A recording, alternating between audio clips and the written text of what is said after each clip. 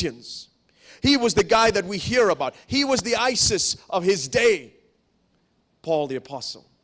Torturing Christians, pursuing Christians. He thought he was doing the right thing. And God turned his life around. You know why that comforts my heart? If God could do it for Paul, he can do it for me. I've made a mess of my life at times. I feel hopeless. I feel like there's no hope for me.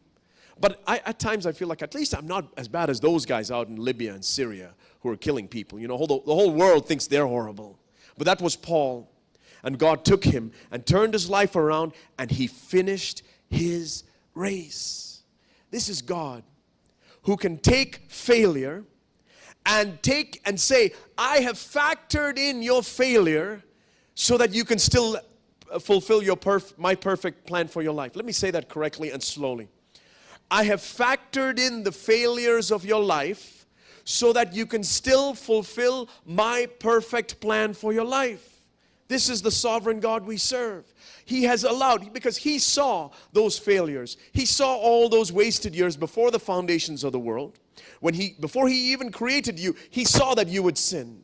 He saw that you would fail him. He saw that you would let him down. You would do those horrible things that nobody else knows about. He saw it because of his foreknowledge. And he said, I'm going to allow for that detour. You turned right when I wanted you to go straight. But you know what? Guess what? I saw you were going to turn right. And from that right turn, I made a way for you to be conformed into the image of Jesus. Oh, what a great God we serve. He saw every single one of your detours and your failures and those wasted years, and even the things you're going to go back and sin in if you do. He's seen it. Now don't take his grace for granted, because one day he will call time on your life and there will be no more opportunity. But today, if you hear his voice, harden not your heart. Today is the day of salvation, and it's a day of salvation for anyone. And that's why Paul says in 1 Timothy 1.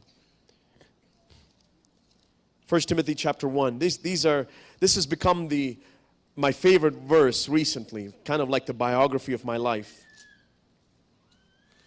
I hope you can say this about yourself as well in faith and believe it with all of your heart. 1 Timothy 1 verse 15.